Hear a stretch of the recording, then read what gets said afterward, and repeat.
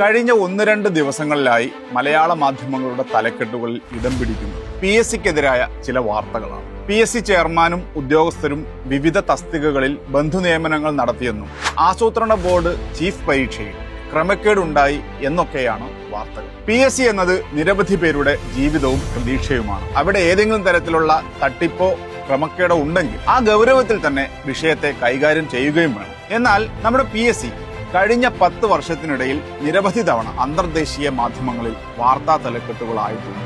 കാര്യക്ഷമമായ പരീക്ഷാ നടത്തിപ്പിന്റെയും റെക്കോർഡ് നിയമനത്തിന്റെയും എല്ലാം പേരിലാണ് ഈ അംഗീകാരം നമുക്ക് ലഭിച്ചത്. പക്ഷേ അന്ന് എന്തുകൊണ്ടോ ഇപ്പോൾ ആഘോഷിക്കുന്ന മാധ്യമങ്ങൾക്ക് ഈ ആവേശം ഉണ്ടായിരുന്നില്ല. വിമർശനം നമ്മുടെ ഉത്തരവാദിത്തമാണെങ്കിൽ നല്ലതിനെ അംഗീകരിക്കുക എന്നത് നമ്മുടെ കടമയാണെന്നത് മറക്കാൻ പാടില്ലല്ലോ. PSCയുമായി ബന്ധപ്പെട്ട് പ്രതിപക്ഷ നേതാവായ പിണറായി വിജയൻ നടത്തിയ ഒരു പ്രതികരണം ഇങ്ങനെയായിരുന്നു. ഇത് PSC റാങ്ക് ലിസ്റ്റ് വന്നു, അവർക്ക് അഡ്വൈസ് മെമ്മോ കൊടുത്തു, 390 ആളുകളെ എവിടത്തേക്ക് നിയമിക്കണമെന്ന ഘട്ടം വരികയാണ്. അതാണ് തടഞ്ഞത്, നേരത്തെയുള്ള ലിസ്റ്റ് അല്ല. ആ 390 പേരെ എന്തിനാണ് തടസ്സപ്പെടുത്തിയത്? 1 മാസമായില്ലേ, ഇതേവരെ നിയമനം നടന്നോ? എന്താണ് അതിന്റെ പിന്നിലുള്ള കളി? എന്താണ് പിന്നിലുള്ള നിക്ഷിപ്ത താല്പര്യം? അതല്ലേ പ്രശ്നം. ഭരണപക്ഷം ഈ സമയം വരെ ഇതിനൊരു മറുപടി നൽകിയിട്ടില്ല.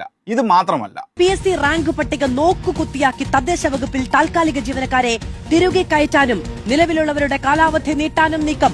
പബ്ലിക് ഹെൽത്ത് ഇൻസ്പെക്ടർ തസ്തികയിൽ 505 താൽക്കാലിക ജീവനക്കാരുടെ കാലാവധി നീട്ടാനും പുതുതായി 436 ഒഴിവുകളിൽ താൽക്കാലിക നിയമനം നടത്താനുമുള്ള ഫയൽ നീക്കത്തിന്റെ രേഖകൾ റിപ്പോർട്ടറിന്. PSCയെ കുറിച്ച് വാർത്തകൾ എഴുതുമ്പോൾ മലയാള മാധ്യമങ്ങളോ പ്രതികരണം നൽകുന്ന മന്ത്രിമാരോ ഈ 2 വിഷയങ്ങളെക്കുറിച്ചും ഇതുവരെ മിണ്ടിയിട്ടില്ല. അഡ്വൈസ് മെമ്മോ നൽകിയിട്ടും 390 പേരുടെ നിയമനം തടഞ്ഞുവെച്ച, PSC ലിസ്റ്റ് ഉണ്ടായിട്ടും ഹെൽത്ത് ഇൻസ്പെക്ടർ തസ്തികയിലേക്ക് താൽക്കാലിക നിയമനം നടത്താൻ കോപ്പ് കൂട്ടുന്ന സർക്കാരിന്റെ വിജിലൻസ് അന്വേഷണം മറ്റെന്തിനെങ്കിലുമുള്ള ഡോഗ് വിസിലാണോ എന്ന് ന്യായമായും സംശയം ഉയരാം.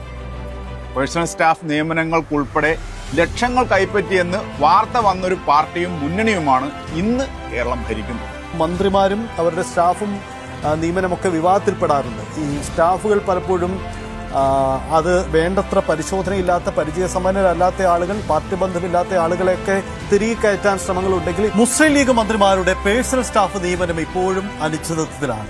വെടക്കാക്കി തനിക്കാക്കുക എന്ന ഒരു പറച്ചിലുണ്ട് നാട്ടിലൊക്കെ. PSCയെ നോക്കുകുത്തിയാക്കി ലക്ഷങ്ങൾ കൈക്കൂലി വാങ്ങി നിയമനങ്ങൾ നടത്തിയ കേരളത്തിന്റെ അനുഭവങ്ങൾക്ക് 10 വർഷത്തെ പഴക്കം മാത്രമേ ഉള്ളൂ. അന്വേഷണം ഉണ്ടാവണം, നടപടികൾ സ്വീകരിക്കണം. പക്ഷേ അത് രാജ്യത്ത് മാതൃകാപരമായി പ്രവർത്തിക്കുന്ന നിരവധി ഉദ്യോഗാർത്ഥികളുടെ ഭാവിയും പ്രതീക്ഷയുമായ ഒരു സംവിധാനത്തെ ഭീഷണിപ്പെടുത്തി വരുതിയിലാക്കി പിൻവാതിൽ നിയമനങ്ങൾ നടത്താനാവരുത്. നമ്മുടെ യുവാക്കളുടെ ജീവിതം വെച്ച് പകിട കളിക്കരുത്.